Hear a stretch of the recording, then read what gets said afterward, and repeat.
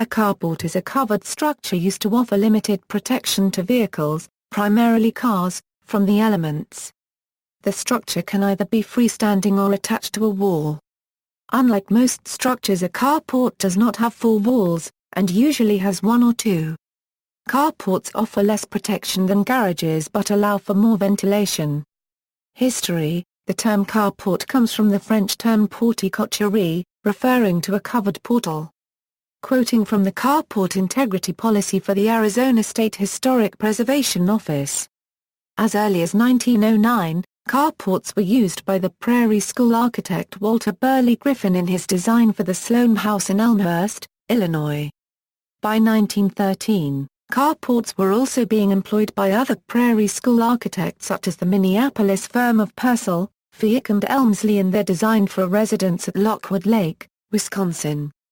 In this instance, the carport was termed an autospace.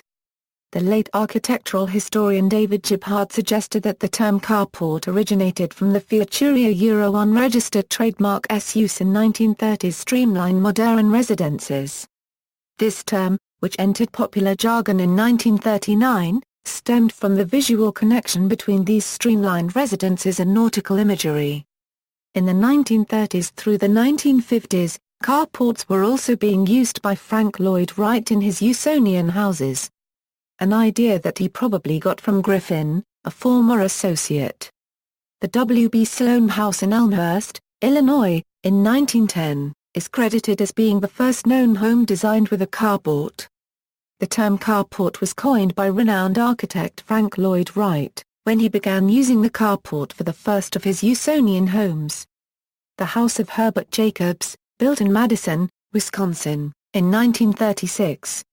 In describing the carport, he said to Mr. Jacobs, "A car is not a horse, and it doesn't need a barn." He then added, "Cars are built well enough now so that they do not require elaborate shelter." Looking back at life in 1936, it is easy to imagine automobiles prior to this time were not completely watertight. The era of robotic assembly, advanced materials, and perfect closure lines was still 50 years in the future. The carport was therefore a cheap and effective device for the protection of a car.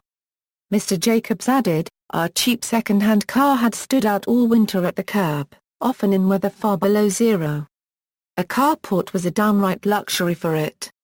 Modern carports are typically made of metal and are modular in style in the USA, while remaining flat-roofed permanent structures in much of the rest of the world. The carport is considered to be an economical method of protecting cars from the weather and sun damage. References